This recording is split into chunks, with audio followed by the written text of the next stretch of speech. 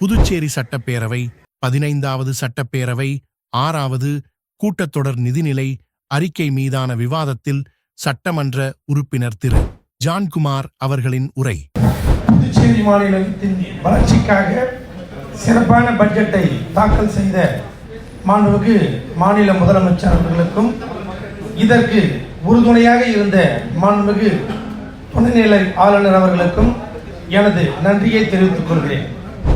சிறப்பு அம்சங்கள் பல இந்த பட்ஜெட்டில் இருந்தாலும் ஒரு சில குறைகளை திருத்திக் கொண்டு அதனை எவ்வாறு மேம்படுத்தலாம் என்பதனையும் சட்டமன்ற உறுப்பினராக எனது ஜனநாயக கடமை ஆற்ற கடமைப்பட்டுள்ளேன். பிபி அடிகளாருக்கு அரசு விழா எப்பொழுதும் புதுச்சேரி வணிக நோக்கத்துடன் பயன்படுத்தி ஆட்சி அதிகாரத்தை செய்த பிரான்ஸ் நாட்டினர் நவீன புதுச்சேரிக்கான பல நல்ல விஷயங்களை செய்து தந்துவிட்டு போயிருக்கிறார். சுற்றுலா பயணிகளை கவரும் ஒயிட் டவுன் அதற்கு ஒரு எடுத்துக்காட்டு. முதலில் இந்த அச்சு இயந்திரம் வந்து இறங்கிய மிஷன் அச்சகம், பிரான்ஸ் நாட்டில் கட்டி எழுப்பிய தேவாலயங்கள், கடற்கரை சாலை என பல அடையாளங்கள் இன்றும் நம் கண்முன்னே இருக்கின்றன. இலக்கியத்திற்கும் அவர்கள் தொண்டு அளவற்றது. தமிழ் இலக்கியங்களை அவர்கள் மொழிகள் கொண்டு சேர்த்து மட்டுமில்லாமல் தமிழ் இலக்கியங்களை அவர்கள் சிறப்பாக படைத்துள்ளனர். அப்படி இலக்கியம் படைத்தவர்களில் முக்கியமானவராக கருதப்படும் துபி அடிகளார் புதுச்சேரி பெண் கல்விக்கு முக்கியத்துவமாக இருந்துள்ளார். இன்றைய இமாக்லேட் பள்ளியை 200 ஆண்டுகளுக்கு முன்பே தொடங்கி பெண் கல்வியில் புரட்சி செய்துள்ளார்.